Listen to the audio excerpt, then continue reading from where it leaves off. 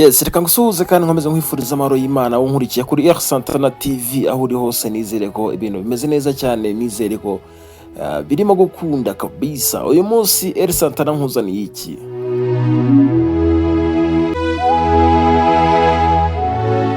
Niba rero warakurikiye sinema nyafurika mu myaka yashize, nta kuntu waba utazi umukinnyi wa filime w'umunyatanzania witwaga Steven Kanumba. Uyu munsi rero R Santana nkaba nkuzaniye amateka ya Steven Kanumba, uburyo yabayeho, uburyo yabaye icyamamare, uburyo yakunzwe muri sinema muri Afurika muri rusange, byose ndaje mbikugezeho neza cyane.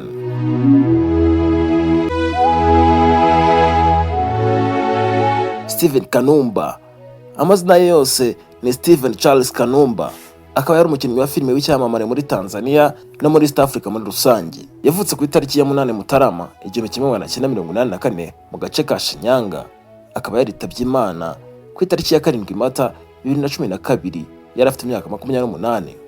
Steven Kanumba, papa we akaba yitwa Charles Kanumba, naho mama we akitwa Flora Mutegoa. Kanumba akaba yari umwana wa gatatu nyuma y'abashiki be babiri.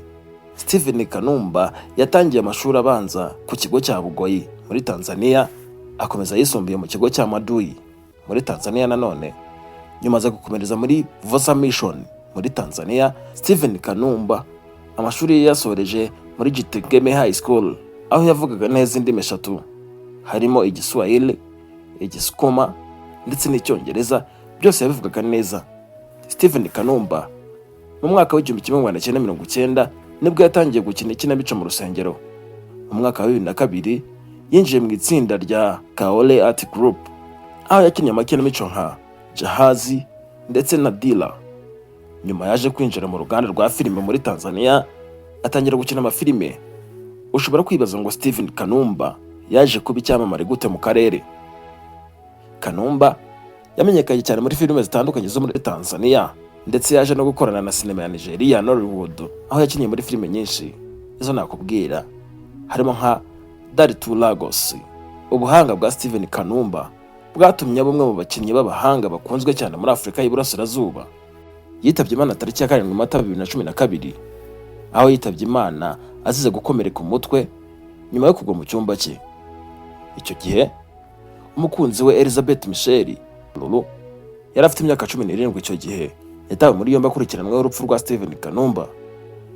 Nyuma y'urubanza rwamaze igihe, Elizabeth Michelle yahamijwe icyaha cyo kwica umugabo we Steven Kanumba atabigambiriye, akaterwa igifungo cy'imyaka 2 muri gereza.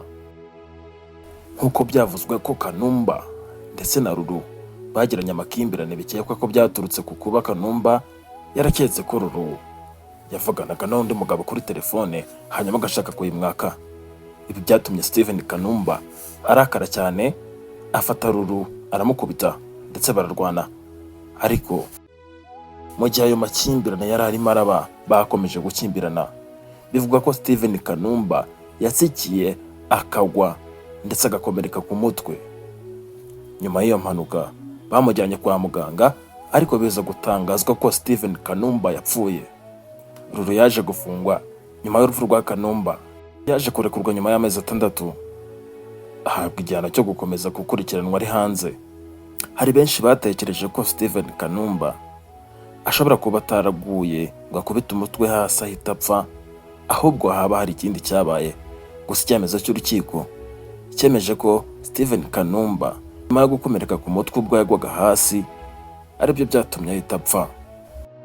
Urupfu rwa Kanumba rwashenguye benshi, aho abarenga 30,000 bitabiriye umuhango wo kumuherekeza no kumusezeraho bwa nyuma. Steven Kanumba yafashwe nk'umwe mu bantu bagize uruhare rukomeye cyane mu iterambere rya sinema muri Tanzania, kandi ibikorwa bye byakomeje gutera imbaraga uruganda rwa filime muri Tanzania ndetse no mu karere muri rusange. Mwakoze kubana nanjye kuri R Santana TV. Kora subscribe, like, share ndetse na comment. Ndagushimiye.